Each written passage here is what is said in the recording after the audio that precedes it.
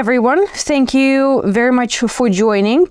Today we have a very special guest with me in Vilnius. We have Zosia, who is a senior CEE reporter from Sifted. Zosia, thank you so much for coming. Thanks so much for having me. Just before we dive deep into what we're going to be talking about, I just wanted to kind of go through the housekeeping rules for those that are joining. So we will split our session in 5 topics. So we'll talk about Sifted, we'll talk about Zosia's day-to-day life as a journalist, we'll talk about media relations, that's why we're all here, we'll talk about funding announcements and newsworthy stories, and final, the art of pitching. Then we will also have Q&A, expecting it to be around 30 minutes. Please feel free to drop all the questions in the chat, and then we will just go over them in the last half an hour of our session. So, Zosia, let's just dive right into it. Can you please tell us a little bit more about Sifted, in case for some of our audience members that never came across it? Where does Sifted sit within the European media? Sure. So Sifted is, surprise, surprise, a startup. We are a media startup which covers other startups and the VC market in Europe. So let me just briefly tell you about our story. So Sifted was born because one of our founders, John Thornhill, who is also the deputy editor at the FT, he writes about innovation and technology for the FT.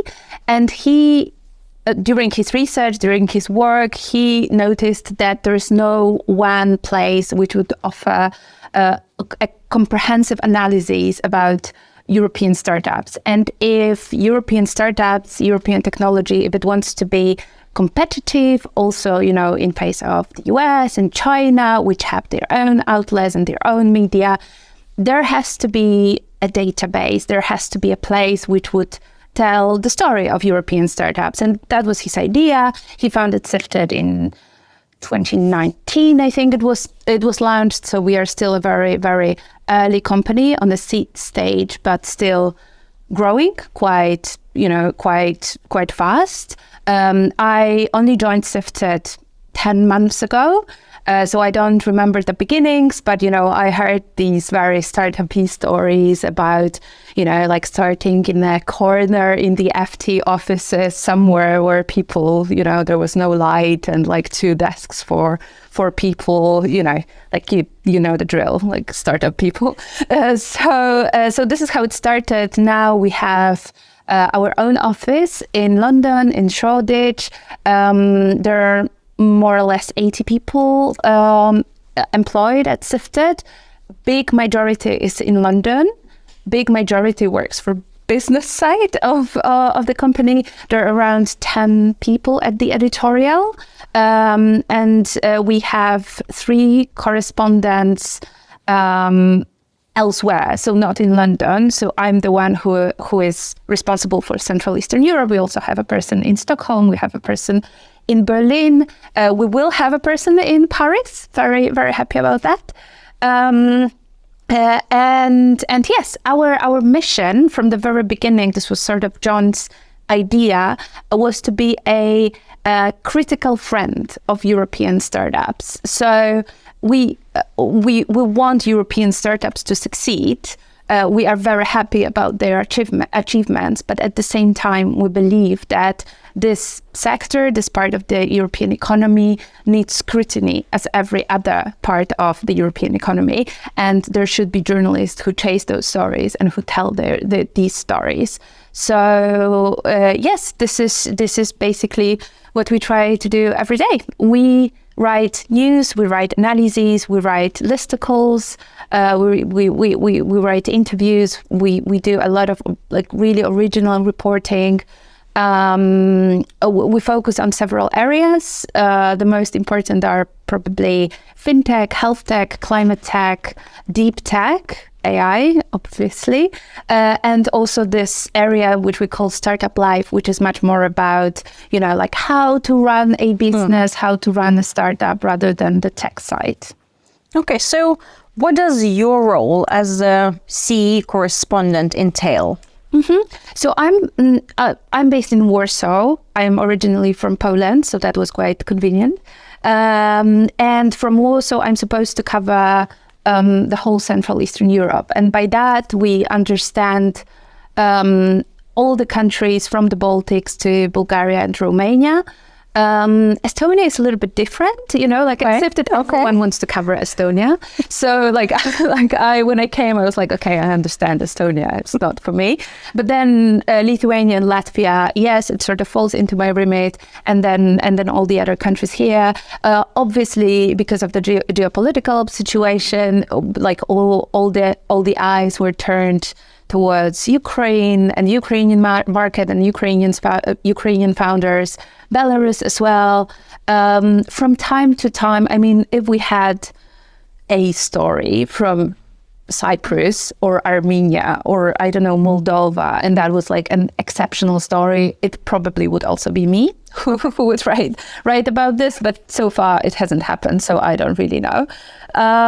Yes, so this is it. I cover news. This is what we do every day. So by news, I usually understand the founding grounds and any big developments happening in the startup ecosystem.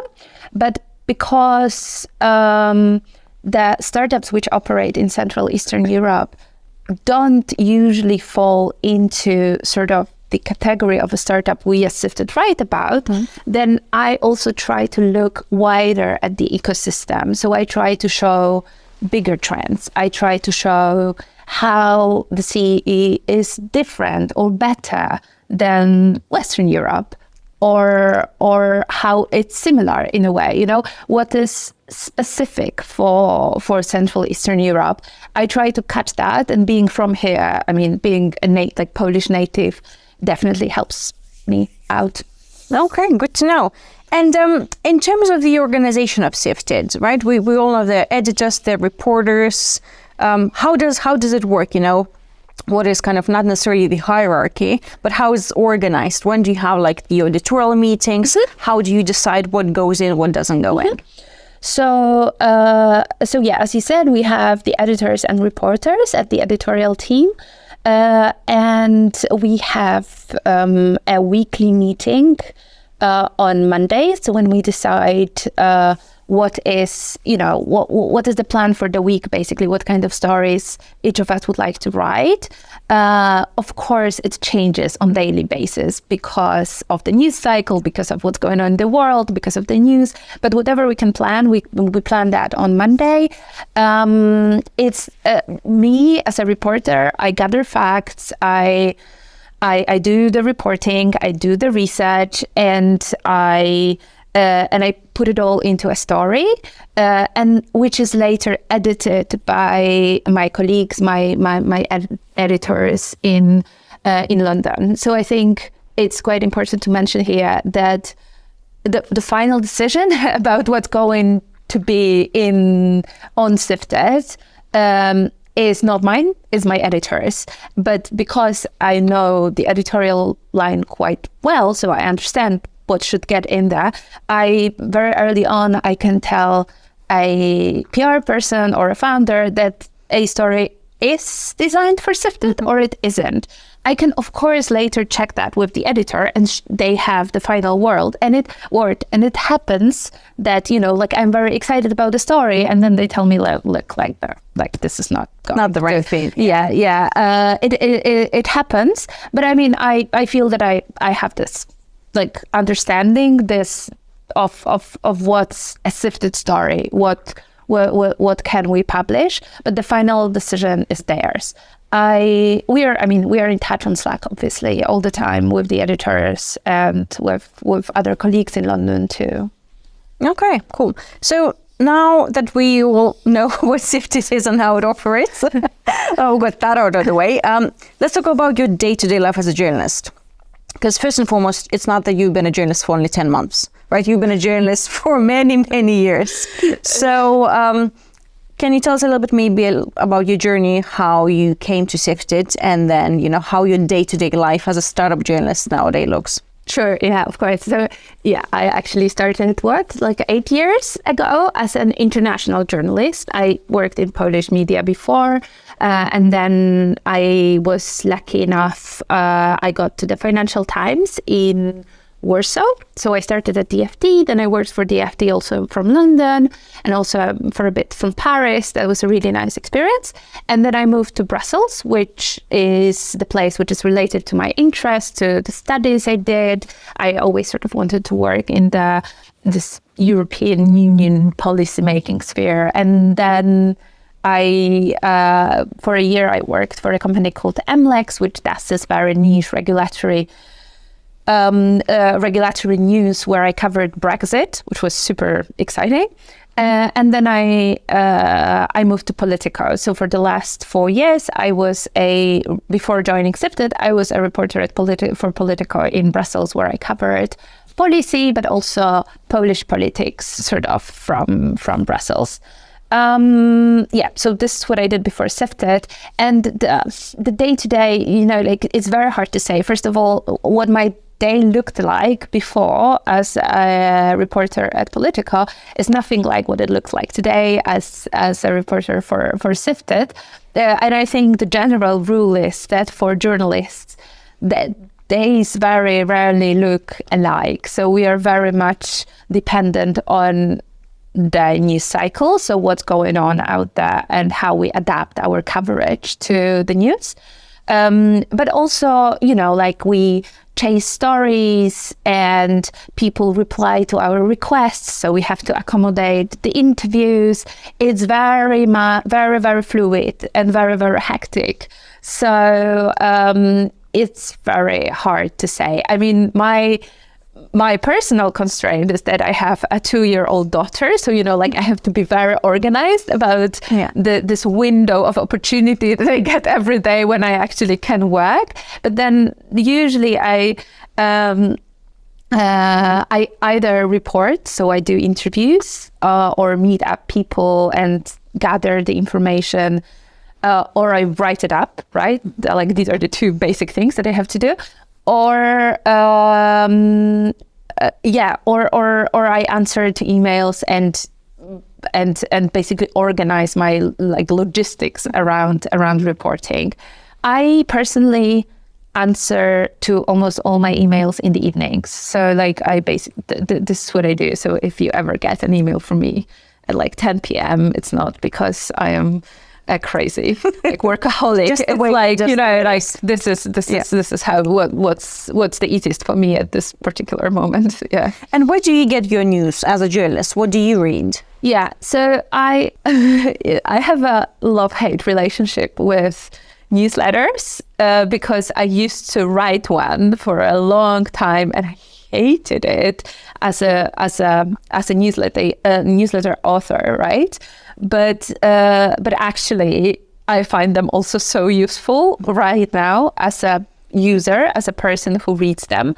I basically get all my info every day from different newsletters. I read mostly those which are general newsletters. So I read the FT, the political playbook, Reuters newsletters, more thematic, sustainability Reuters newsletter. So I basically gather news about the New York Times newsletter briefing, I think it's called. So I gather all the news which are general news, which give context to what I work with later, because all the startup news, they function in a wider context. So I want to make sure that I have this context and I know what's going on in the world. And then obviously there are also startup news. Mm-hmm. Those we usually get, hopefully, most of them, we usually get those from press releases, right? And sort of from you, from PR people. But I also get all those newsletters from TechCrunch, from TechEU, from Wired. It's not that newsy, but I basically check. I don't read them, mm-hmm. but I skim them and I check if we Sifted, if we covered everything, that maybe we missed something, that, just double check if we have everything under control. I also get quite a lot of newsletters from very specific news outlets, not even news outlets, more like organizations or VCs, like those associations that work with startups, and they sent me like a separate newsletter about a Hungarian market or like a Balkan market or whatever, and I really get quite a lot of ideas out of those, even though they're not like purely journalistic, you know, they are more like maybe like companies or associations talking about what they've done in the once again for wider context, right? Because the story, just because it's the story, you know, will not probably stick, so you want to give some meat to it. Yeah, exactly. Okay, and let's kind of go into the reason why we're here today is to talk a little bit more about media relations from your point of view. So you go into work, you know, you work from home, you open your inbox. Mm-hmm. How many emails do you have, and how many of those are pitches? That's one question. And how many of those pitches are absolutely irrelevant to what you do? I can't count my emails. I have no idea. I like recently, you know what, you have this Gmail thing, like the Gmail page, and it shows you go to the next page, right? Like in your inbox. And that was a couple of days ago, and I literally wasn't in front of my computer for like 2 hours. And then when I came back, I saw that I have to go to the second page to see the last read email, and I was like, this can't be happening. It's like, why? It's like so much. Obviously not all of it are pitches, right? But like if I count, I don't know, like daily together with our like general account, right? Where everyone can send pitches, and to my personal account or like different social media, I would say we get around 20, out of which maybe, I don't know, 2 are relevant for us. Oh, wow. Okay, so out of 20, only like 2 are relevant. Yeah, like daily. Okay, what about the rest? Are they just like not the right fit, or just badly written? Because usually, no, like usually they're just too small for us. Yeah. So like Sifted also has guidelines about like, especially about founder, or there is no news. So there are like there are 2 categories that we have to sadly reject. First of all, if this is a founding round announcement, which is way too small to be covered at Sifted, because if we like we wouldn't be able to cover all the seed rounds and pre-seed rounds happening in Europe. So we have our threshold, which before the crisis was at around 10 million euros per. So you would not look at startups less than 10 million? This is too strict to say, I think. It's not like we wouldn't look. We would look. We would always look. We would try to find an angle. Yeah. But like when there is a transaction which is bigger than 10 million, then like we will definitely look. And unless it's like super boring, we'll most probably write about this. When this was sort of the rule, the unspoken rule that I had when I joined Sifted. Now obviously it's different because the founding rounds are lower. There is less money. There are less rounds, like, so there's also less news that we can choose from. Yeah. So we can be a little bit more flexible, and we always look at many different factors when we choose what is a story for us, a news story for us, or what isn't. And we look at the startups from those like 4 categories that I mentioned at the beginning. These are the sectors that we're really interested in. So that means that, you know, like a B2B SaaS, while I understand its, you know, value for the economy and like the tech might be great, it's like, it's not going to make a story, I think. Or I don't know, we get quite a lot of pitches from HR tech or legal tech. And I mean, I see the value in it, and I think these are great companies. It's just not really like 100% our remit. What else? So there are also some things that make a story just more interesting. So for example, if there is a female founder in a startup, or if there is a founder from a minority group, right? Like something different, something that is not that common in the startup ecosystem right now. Or if the founder is an alumni of a big startup, like, I don't know, Bolt, or if there is a mafia, right? Like, I don't think we can use that term, but you know what, like alumni club,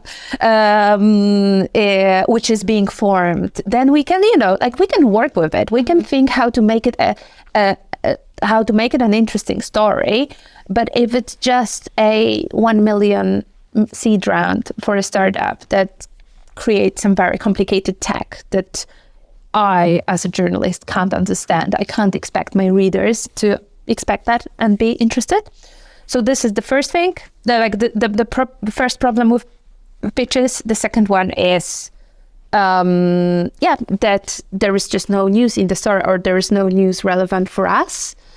Sifted is very often perceived as a tech publication. I personally don't agree with that 100%. I hope I'm not going to get fired after this.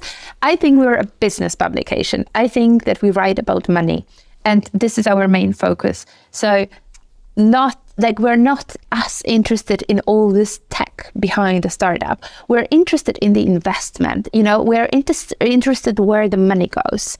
This is what sort of drives us. So hence, this is why, this is why we cover big founding rounds. But also, this is why we don't cover startup expansions or new product launches or, I don't know, expansions and new product launches after the pop up the most often. And we just, this is in our guidelines. We never do that. Never. So don't even try it. No, I haven't seen any exception from that rule, to be fair. So we also don't cover exits, which is interesting, but unless they are very, very, very big, or super, super cool, I don't know, unusual, Microsoft buying something, then maybe. But if this is by exits, I mean, sorry, I should have said acquisitions. This is like IPO. Yes, we are very much interested in IPOs. Yeah. You mentioned obviously 10 million before the crisis, a little bit lower now. If we look at the CEE region, right, getting 10 million might be a little bit difficult. Well, it was before the crisis and it is now. So if someone, let's say, raised 1 million or 2, they get in touch with you, you would probably look into them, or do you think right away it would be a no-go? I always look at the pitch. It's not like I see 1 million and I say absolutely not. Unless I'm very busy, then I do that. Sorry. But I always try to find an angle.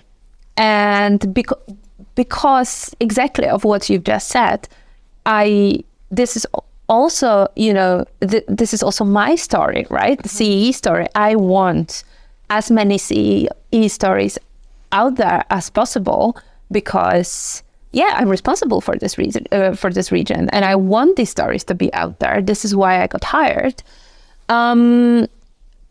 So I will always try to find a way. And I can give you an example. I mentioned those alumni mafia, and it actually happened to me that several smaller Romanian startups on seed stage, they kept pitching their stories to me, and I was like, well, no, sorry, I can't. There is no story in it. And then we sort of found out that all of them have in common are the founders who are UiPath alumni. Okay. And we wrote the UiPath we can't say mafia alumni club piece with 5 little startups which are on seed stage, but they are sort of, and it was so well read. I mean, it was in our top 5. Yeah. It's people were crazy about UiPath alumni. for some reason. And so that was a great example. Or another one, I met up for coffee with a founder of a very, very technical B2B SaaS startup on the pre-seed level. And I was like, look, I mean, what can I tell you? I can't see a way for now how we can do this. But then a week later, someone in the editorial team asked, look, we're writing a story on how to spend money from the pre-seed round. So what do you do with the money from the pre-seed round? And I was like, cool. I had this, and I connected my colleague with the founder that I had met a week before, and they were published in Sifted in this particular context, because this was the context that worked for us and worked for them, and so yeah, I do my best, but it's not always possible, and it's not possible with all the startups, and it's also not possible for me to track everything that is going on out there on the seed or pre-seed level. So that actually brings us to kind of the next point about, this media relations. Mm-hmm. If it's like a pre-seed, like a young company in general, like what stage do you reckon they should get in touch with you? Or can they just get in touch with you to be on your radar? Or do you find those emails a little bit annoying and ridiculous, if they don't have any news? So what would your advice be? That's a good question. What do I do? Not to get flooded with emails. No, so I think, and this is what I always recommend, is that I send me these emails, send me these pitches. Don't send me one email 5 times. Mm-hmm. This is not useful. But yes, I want to read about you. I sort of want to have you on my radar if I ever work on a bigger story or on a listicle or on any piece of content where I could sort of accommodate you in, then I will do that. But to do that, I have to know that you exist, that you are out there. I will. So yes, do send me your press releases. Not 5 times, right? Once, but sort of don't expect that the news will be published immediately. Mm-hmm. I think this is the best. This is the best answer, because unless it meets all our criteria, it just won't happen. But then I genuinely really try to put as much of CEE startups out there at Sifted, because it's also part of my job. And what would you say would be the best way to kind of develop these relationships with journalists? Because obviously, we don't want, PRs and founders, and you don't want it to be transactional, right? Mm-hmm. Not that someone sends you a press release and all of a sudden, bam, you publish an article on Sifted. Yeah.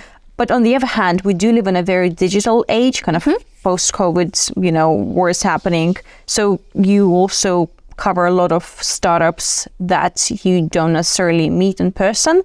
But would you be happy to kind of have a chat with them online, or, sometimes meet for coffee or for lunch, or you don't really have the time for that? How would you advise startups that want to be your friend, but, don't have anything to pitch yet to you? How would you go about that? That's a very good question. So I'm sorry to say that, but I prefer to meet, if I meet with someone for like an informal coffee or an informal lunch, I prefer to meet with VCs and PRs, not because I don't think what a startup has to say is not valuable, is because VCs and PRs have wider perspective on what's going on in the market. So I can, for my needs, I can sort of gather more information about what has been happening. When I meet with founders, and that sometimes that happens for a coffee or for rather like, not really for lunches, but mostly for coffees, it usually ends up to be them telling me about their great tech, which I appreciate, but I'm not going to make an article out of this, right? I just want to know, who is raising money right now. And sometimes, of course, founders also have this knowledge and they sort of share this knowledge with me, but it is just easier to do this with investors. It's just easier for me with my limited time resource. So what I always appreciate and like is when founders approach me at conferences. I really like that because it is a little bit different setting. Like I'm at the conference exactly for this, to meet with a founder, and I'm able to like speak to many of them face to face. I remember them better. I remember their story better. I really like that. I really also, I quite like personalized emails or LinkedIn messages. This is something that, like I pay more attention to than to other messages that I get from other people. But that's not only during conferences, they're just in general. No, in general. So emails and LinkedIn. Yeah, this is what I like. But I mean, it's very personal, I think. This is what I don't know, like, I feel that I almost always sorry if there is someone I haven't replied to, but I feel that on LinkedIn, like, you can keep it very informal, like you can keep it more kind of chatty. Yeah, exactly. You just like you can just exchange ideas, while responding to an email, like it takes. It's not even the thing about taking more time, but it's more like. Yeah, like exchanging emails, it's just not as conversational as a LinkedIn chat. But with LinkedIn messages, you would not want to receive a press release there, would you? No. Okay, just making it clear. Sorry. You'll get like a huge but we're pitch. talking about... It was just like very chatty. It's like if a founder wants to sort of be on the radar and say hello, or like, hi, I have this startup, this is a good way. But like if you have a press release or a news, then it's just also logistically so much easier for me to have it in my inbox in English, preferably, so I can, I can forward it quickly to my editors and be like, what do you think? Okay. But then if I get it on LinkedIn and then I have to copy and it's in Polish, so I have to translate, and it's like, it takes. I mean, I know it takes 5 minutes, but sometimes it's 5 minutes too late to sort of deal with this amount of tasks that we have to do every day. Okay, so we would have emails for like proper pitches with press releases and everything else, LinkedIn for you just to kind of have a conversational quick chat. What about Twitter? Because Twitter is not as popular within the CE region, and Twitter is very big with journalists. Yeah. So what would your advice be? Yeah, I mean, at Politica, I didn't remember my password to my LinkedIn at Politica. No one cared about LinkedIn in Brussels. Like literally no one. Everyone cared only about Twitter. So then obviously these conversations, and by these conversations, I'm trying to think about good examples just to have something as opposed to press releases and news. But if you have a piece of gossip or something that you would like me to pay attention to, an interesting report, an interesting piece of data, like something that that you would exactly approach me at a conference and just tell me that this is something that at Politica I would do on Twitter. Okay. Now my Twitter is dead. I think I'm losing followers. I'm very sad about that. So go and follow. But on the contrary, LinkedIn is huge. So I don't find, I should have mentioned Twitter and LinkedIn also as my sources of news hunting. This is also my Twitter is always open somewhere there with the lists I have and the journalists I follow and experts I follow. But I would happily reply on Twitter, I think, if anyone messaged me. It's almost it slides into your DMs. Yeah, but I am always very, it's weird, no? Now wasn't. But now I'm like, why don't you just write me on LinkedIn? Like everyone does it. But I don't, like personally, I don't mind. The only thing I mind a bit is Facebook, because Facebook should be really? It should be off records in general. I mean, for people, to pitch or anything business related, it's a little bit weird, isn't it? Yeah. I mean, I don't mind that much. Also, coming from this very like reporter perspective, when I just want to get news from wherever, right? If I get it from Facebook, fine. Like if someone would rather pitch me, like tell me something on Facebook. Yeah, but it's like, it's different when you want to give me like an exclusive piece of gossip about something and you give it on Facebook, and then I get all excited rather than you send me your press release on Facebook. It's like, it's different. And and also I treat Facebook much more personally for like my personal stuff, my family. Like I don't use it that much either. But it just, it like, I have this very cringe feeling as if someone was sort of entering my life. And very weird thing. I don't know. It's probably someone should write a PhD about this, but like, I don't have that feeling on Instagram. I don't know about you.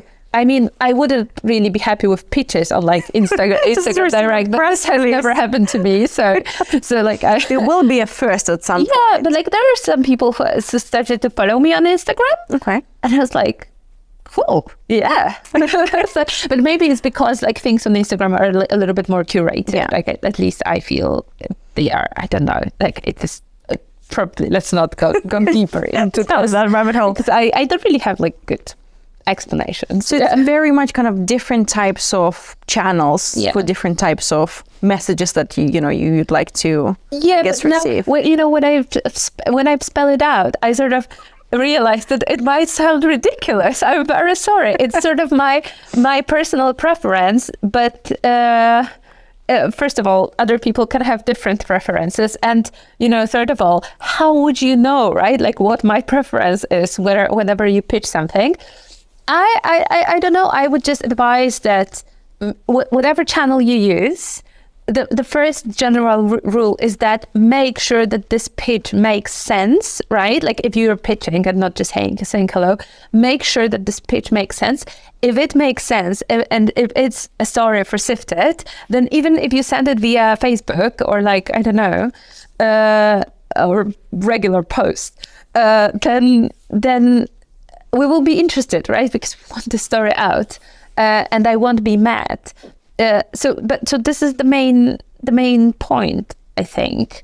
And the other rule is that just remember that we journalists, we're human beings, we're people. So that first of all, we have personal lives, and we don't work round the clock. We're not going to answer your messages at 10 p.m. or sometimes we will, but it's because of but you can't, you can't expect us to. Like the way how you write about, like how do you write to us, you can't really demand things from us. It's, you don't have to ask us either, right? Like it's not you begging us to. It's more about, look, you're sort of not selling, but like presenting us an opportunity to write about your startup, and if it's a good fit for us, we will take it. But like, just be respectful, and we're not friends yet, so like be mindful of that. It's, just treat us as any other sort of business partner in a way, if I can say that. I think that would be fair to say. Because you're not there just to push out the news for the sake of pushing out the news or writing only positive things, right? No. You're there to do your job, to check out what the startup is about, what about the founders, then you assess it and then you write it, right? So you don't really ask PRs or the founders, just to blast out articles about them. I can interview a founder and never publish a story about him because I might decide that it's not cool. I don't know, like you can pitch me a story and I interview a founder and I actually decide that there is something completely different, which is interesting. And my job as a journalist is to take it out. Or like, this is something that many people get furious about, and I will defend it with all my heart. It's like, you know, like you speak for an hour with a founder, and then you just pick one quote to make a news. This is what we do. We make news, right? Like we write news. So like if there is something newsworthy in what a founder says, I don't have to include an hour-long conversation into the story. I just write the news and that's it. And yeah. Did you get cases when people would say, oh, you wasted my time, you know, I demand 50 pages long? Yeah, I had one person who called my editors actually telling them. I feel like called by phone. Yeah. What? Yeah, they called them in another, I was freelancing then. And yeah, they called the editor being like, oh, I invited her for lunch and she never wrote the story. And my editor was like, what? It's like, what are you talking? I think she told him off. Yeah. Yeah. So we get a lot of that. We get a lot of this was not the angle, right? Mm-hmm. Sort of complaints. We wanted you to write about this and you wrote about something completely different. But when it comes to, I guess, angles, and once the story is out, right, I guess you can change some things if they're factual errors, right? So if someone is 25 and you wrote there 45, you know, that's like a mistake, human mistake, well, humans. Yeah. But if someone doesn't like the tone or the way the article flows, not really your problem, is it? No.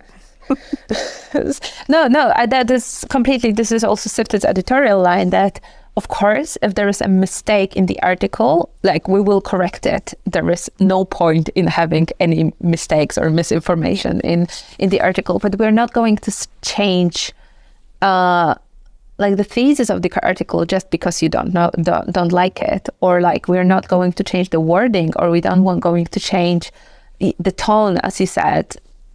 Because no, I mean, we wrote in that tone and with that background for a reason, and a reason is, you know, well researched, and the reason is based on many conversations that we have about this topic. So, yeah. I mean, you have to trust when you set up a meeting with us. You have to trust our integrity and our editorial sort of guidelines that, you know, they're there. They're there to protect you. I mean, my journalistic integrity is there to protect you. Yeah, this, what can I say? Yeah.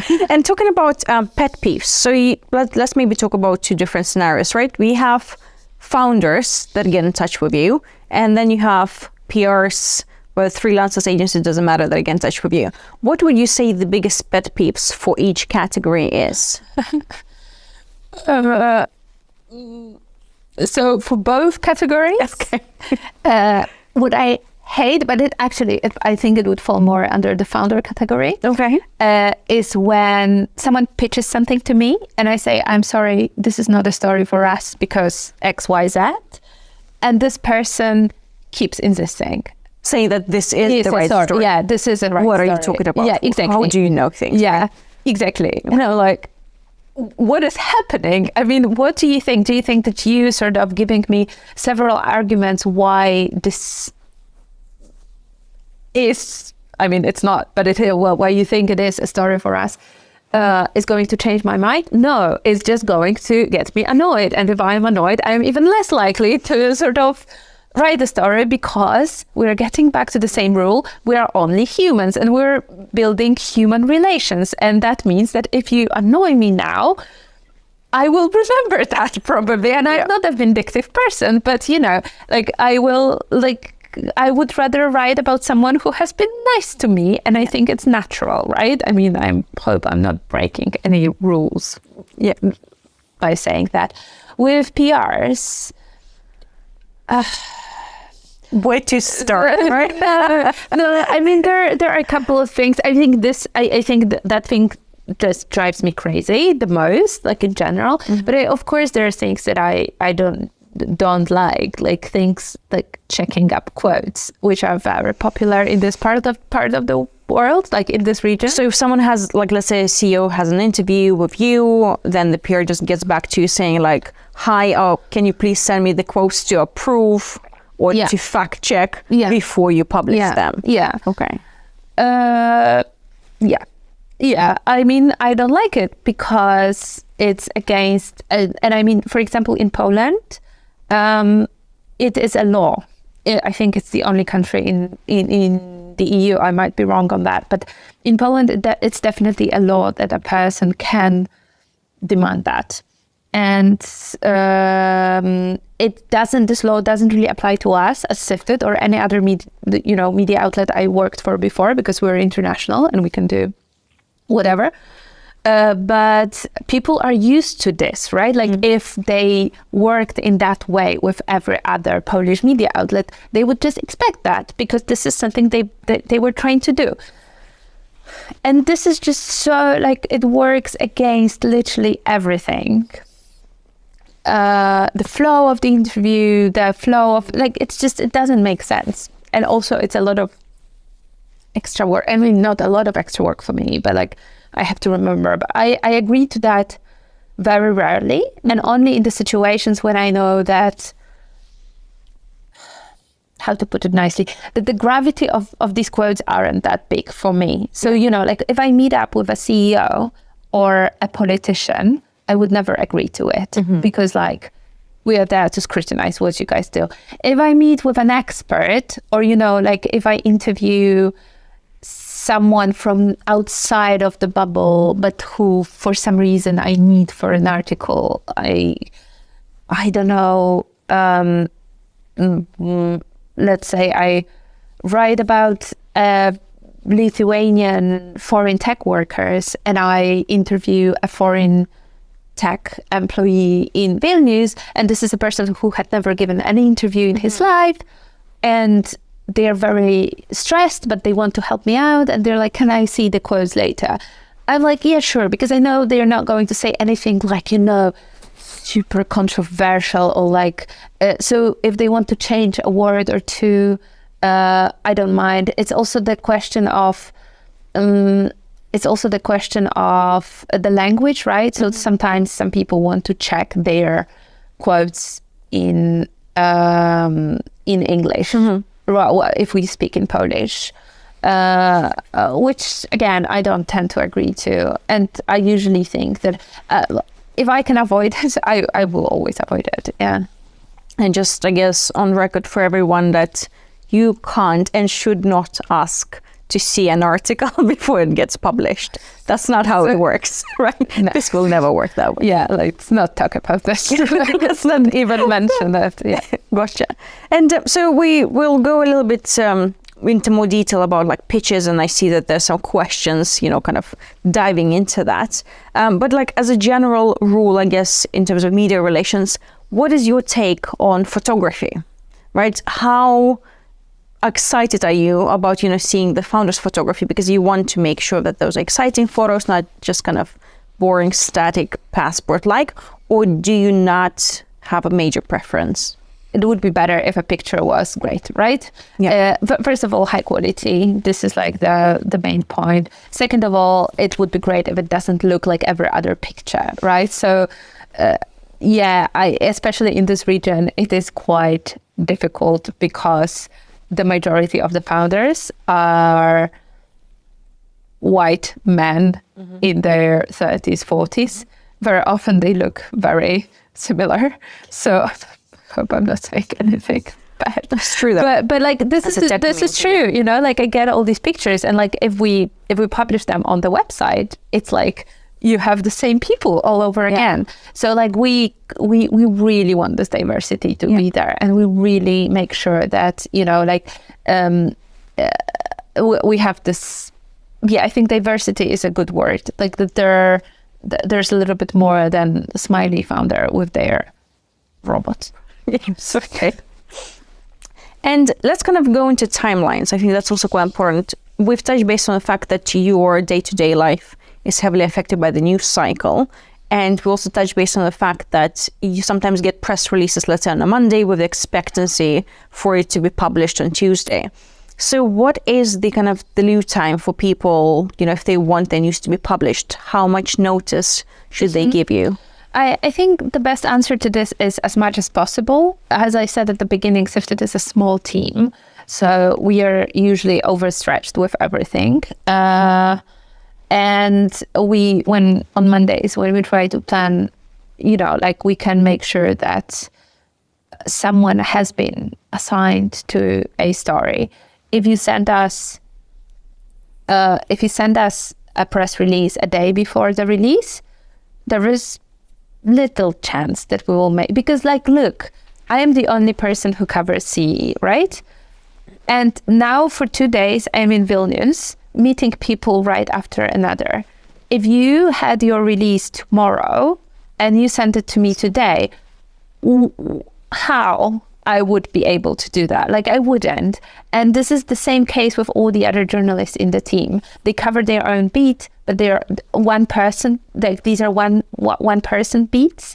And we usually have plans, right? Very, very fully packed agendas for our weeks. And if we know that something is happening, then we can, plan for this. We can plan, we can allocate, 3-4 hours to write an article, have it edited, and et cetera, et cetera. If we don't, then even if we really want to, and it's a great round and we would love to have it there, and it happened to me that we just didn't manage. The same as with pitching rounds, which have been published the same day. I mean, what can I do with it? I understand and I fully respect the fact. I mean, we love the exclusives, right? We would love to be the first to publish any news, but I completely understand that some of the news will go to other outlets. Some of the news will go to the outlets in the US for exclusivity. Some will go to the FT. Some will go to Business Insider because of PR people or founders' preferences, right? It's absolutely fine with Sifted. We would still ask you to send us a press release with beforehand, and we will respect all the timelines that we have and kind of send it on the embargo. Yeah, exactly. We will respect the fact that the news will be published at 7 a.m. by Business Insider. So then our embargo is at 10, right? Or 9. I can completely, we can completely agree to that, and we can always negotiate, but we just have to have time to accommodate these requests. And speaking then about exclusivity that you've just mentioned, so maybe, for some of the founders that join us today, so exclusivity means that you pitch one story to one journalist, not one story to 10 journalists and expecting one of them to get back, correct? Correct. Okay, just putting it out there. And let's say you want your news to go out in, 10 days and they sent you exclusive story, but you're in Vilnius on a press trip, you're busy, you're a mom, you work, so many things got to take into equation. When is it a good time to ping you about that? Does it take not in 2 hours, start tweeting at you, but then not in 5 days to call you up? Oh, this is something I really hate too. Sorry. No, it's someone sends me a press release and then tweets me and sends me a LinkedIn message that they've just emailed me with that press release. Don't do that. Crazy, yeah. So when is it a good way to follow up? That's a good question. I've never thought of it. Sorry, it's I never think about these things as you think about these things. So you strategize them. I think a couple of days is good. Okay. And I really like when someone, when people follow up and they just resend me the press release, or write something like, I am afraid that this email has been stuck in your inbox. So bumping it up. Yeah. But this sort of very surreal, if I haven't replied to your email, there is 2% chances that that I actually missed it or lost it. Yeah. But 98% of chance is that this is probably not a good fit, and I'm like too busy to reply to, which I actually really, really regret. I'm really sorry about this. I was talking to Julia today. I was telling her I was a PR person for like half a year, 12 years ago. Yeah. And I remember promising myself that if I ever make it as a journalist, I will reply to all media requests. It is genuinely impossible. And I'm very sorry about the fact that I'm not able to keep up with all the replies. But like, yeah, if you don't hear from me, it's probably usually always a no. Like, but again, you can just treat it as, you know, you can approach it as a human being. And like, sometimes I get these questions, which I really actually appreciate, which are like, can you just tell me yes or no? And then I'm like, no, sorry. And, you know, like, but then I'm sort of pushed to action. Yeah. And I do that. Again, it's a very personal thing. I'm not sure if that applies to everyone, but I think today's is fine. Yeah. Okay. Today's is fine. So they sent you a story, you know, like, let's say exclusive fundraising. Yeah. In 2 days, they followed up. Still, you know, you didn't get back to them. Once again, busy person. Is it worth following up with you another 5 times? Or is it just like one follow-up and we're done, or just like 2 follow-ups? How would you approach I think that? two follow-ups. Like if I don't reply after 2 follow-ups, that's probably not going to happen. Sounds awful when I say that. It's life. But it's life. Yeah, I'm not interested. Because you also have to know that, I mean, I check my inbox regularly, and when I see something which is a good story, I get really excited about this. It's not like, you know, like you're not the only people who are excited. I'm excited that I can write a story about a cool startup somewhere raising around, or like if there is a new VC raising a fund, I really, you know, like I can spot those immediately. And then usually, because I'm excited, then I usually, however busy I am, I just try to reply. It's probably not the rule, but like I would say that this is sort of like the basic mechanics. So when you refresh your phone and computer and laptop and all the other devices, you said something that's quite interesting, that you see it and immediately probably you will get back to them.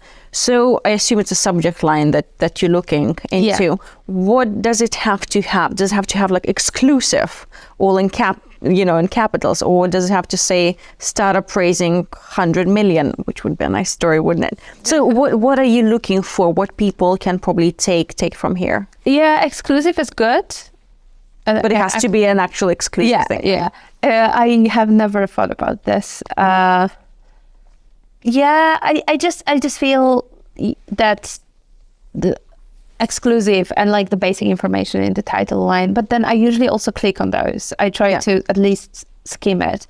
Another thing that I never mentioned, what I really like in pitching, maybe it's another section, but I would say it now. So I think with past sections, we know just I think in the station. What I really like about pitching is when I get like 2 or 3 or 4 bullet points with the most important info on the top of the email. It like really makes my life so much more so much easier.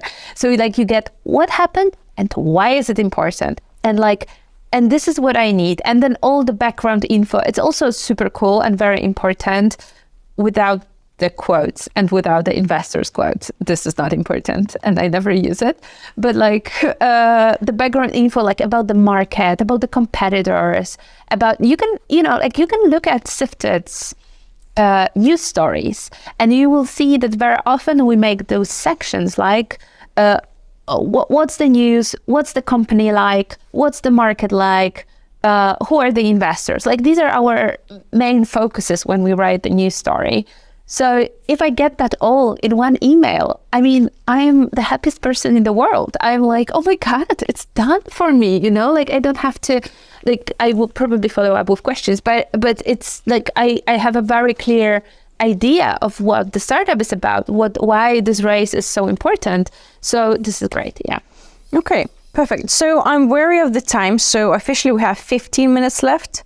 And officially we have a little bit more. So perhaps let's jump into Q&A, because we have quite a few questions. And you guys, please do send us more questions, whilst I'm going to be going through these ones. So the first question, or the first 5 questions, are from Tilinidas, and I do apologize if I'm mispronouncing it. So when is the best time to send press releases, both day, like Monday, Tuesday, and the actual time? I'm putting you on the spot here. I'm putting you on the spot. I have, again, like, I don't think about this in these categories. Yeah. For me, the most important thing is that it's sent with some time, time space in between the time I get the press release and the time it's going to be published. This is whichever the day it is, whichever hour it is, I will most probably read it, right? Because I check my emails on daily basis. I think the best time is the morning, but I don't know why. Actually, no, it doesn't really matter. If you the only thing that matters for me is this time buffer. Yeah. Okay, cool. And then the next couple of questions, I guess we've just touched base on those, but maybe let's recap, is what should be the format of an email and what should a pitch include? Yeah, so as I said, this is my favorite format. Like a couple of bullet points with the most important information. What happened? What's the news? And why it matters? Why should I care? This is like the basic, the basics of journalism. And then if I get a little bit of background, that's great. But like background is also something I can work on later. But the most important thing is that I know that something like this will happen, and I can make this is an important thing. What should it include? It should include the founding. The sum of the founding round. We get quite often press releases about a seed round or like a Series A without a concrete number. And this is there is nothing we can do with it, like nothing. It's like there is no way we can work around this. We have to know how much the round, like the investment was to decide, what we will do with it. And that's one thing. Another thing that has been happening quite a lot recently is giving one big sum for a round, but not mentioning that it's actually equity and debt. Okay. Yeah. And just be honest and very straightforward. Please be honest straight away, because we usually notice, because of the investors, we sometimes we don't notice, and then it's really bad for everyone, for the readers, because they're not informed, for the investors, for you as a startup. It doesn't really, I would like to say that it doesn't really matter how much the equity round was, but it does, because this is one of our criteria. But what you see on Sifted website is news about investment rounds, equity investment, and not debt. So we want to compare apples to apples, right? We don't want to suddenly write about 60 million round and 56 out of 60 is debt. It's like, how do you even fit it in the narrative? Just be very upfront about it straight away. Okay.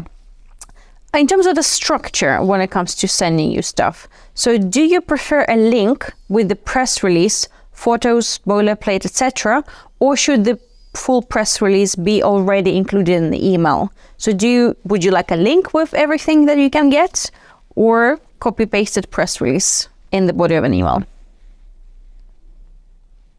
Or you don't care? That's a good question. No, actually, I had thoughts about this. So I actually, normally I would say that the most convenient is to have all the information in the email. But actually, sometimes I get those whole packages, Google Drive packages with picture, press release, some additional info, all of it together. So I don't have to ask about pictures in the follow-up email. I sort of have it all in one place, and I sort of liked it. Okay, so that's your thing. Can you guys do both? So it's like copy that. You know what? Yes, we can. Yes, we can. Yeah.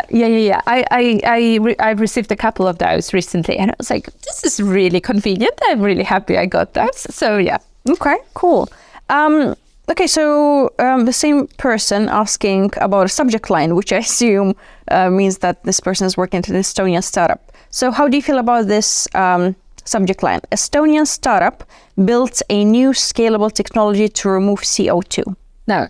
Okay, so Tilly, we have to rework that one before we set it off. No, but it's not for me. It's not just again. thing, It's just not what this title tells me. It tells me that there is a startup which builds a technology, and I've just said that Sifted doesn't we need a news. Like from what I get from this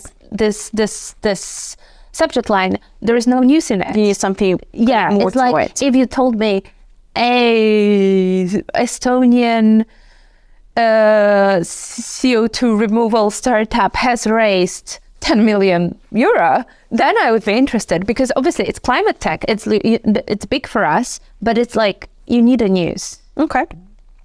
The next question comes from a peer person and a friend of ours, Doug. Hi, Doug. What are your views on top-up rounds, Series A additionals, seed top-up, etc.?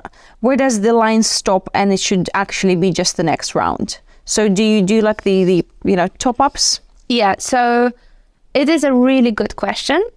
And this is the one that I've been asking myself, quite a lot. This is one of these problems that I've been thinking about. Another one is, it's more from the VC front, but like, should we announce the funds, like for example, 100 million funds, if the VC only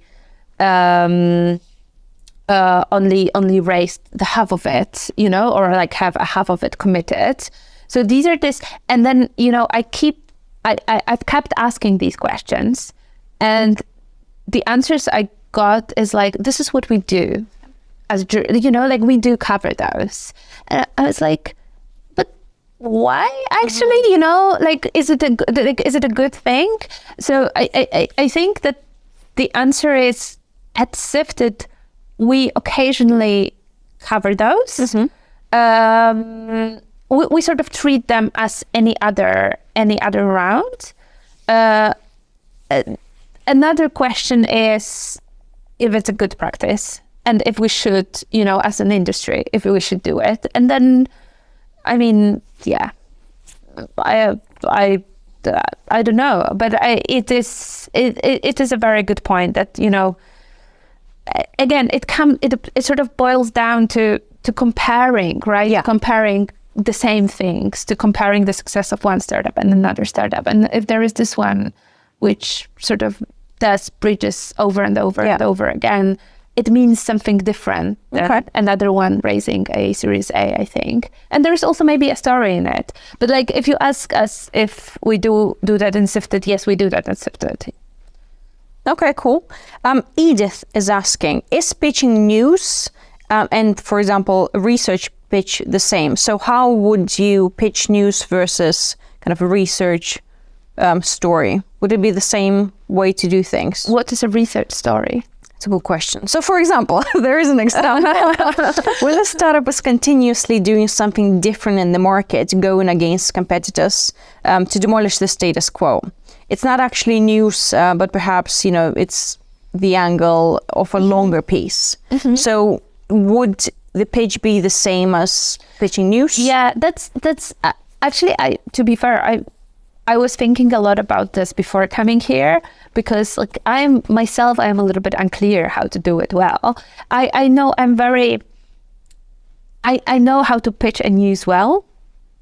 I've explained to you. This is how I like it to be done. I'm not really sure how to pitch an analysis, or as you said, a research, or a trend well, because it's something so subjective, something that it has to, I have to have an idea, and I have to find good good like candidates, like good interviewees for this idea, and usually it just happens naturally. Or I ask people, right? I ask PRs I know, or I ask investors I know if they know a startup that does X, Y, and Z.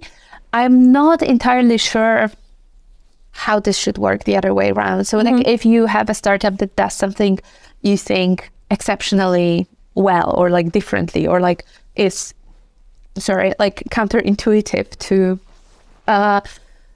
because then, like you pitch me this startup and I think it's interesting, but then I also have to find other people. What some PRs sometimes did, and that was extremely useful, they pitched me a trend and they gave me like 3 or 4 examples of startups that sort of fit in this trend. And then it was like, like much less research for me. It's just easier, but I also understand it doesn't get to be done. I think that the best way, it's not easy to be done, right? Like it doesn't always work. So I think that to pitch those like other stories, the best way is to sort of keep sending these emails, as I said at the beginning. I want to have these on the radar, and maybe I will love the pitch and the trend, and I will decide that this is something that we have to write about. But also, this is something that you can mention just in a chat, or like when we meet up for coffee, or when I get to know your portfolio. Because then again, I sort of have it on my radar, and then I remember when I write something else, I remember about this. I think this is it. I know that that it's not very concrete. I'm sorry about that. But I think about like the best ways how to address this. Okay, so we have a couple more minutes left and more questions, but let me just look at one. Like the last one is about the pictures. Should photos be attached as a file or WeTransfer link? Or do you even care about the size of the photos, considering it's like a digital media outlet? No. I mean, sorry, I don't know. I think when it's attached to an email, usually it's okay. We don't need like super high quality. Yeah, unless it's. But I'm really not an expert. Like we have like production people to deal with that. Okay, perfect. Well, I think that is it. Could you please let the audience know what is the best way to keep in touch with you? Perhaps your Twitter handle, your email address, where to find you, how to stalk you. Not maybe, let's leave Facebook out. Yes. So I can be found at Zosia at Sifted.eu. I can also be found at LinkedIn. At Zosia Wanat, and also Twitter at Zosia Wanat. It's not very creative, is it? But basically, it's quite easy to find me online. Perfect. Well, thank you very much for this wonderful conversation, and I hope everyone will get some inside knowledge, and now they will pitch you the way you should be pitched. I'm looking forward to seeing all your pitches. I'm very excited. Perfect. Okay. Thank you. Bye.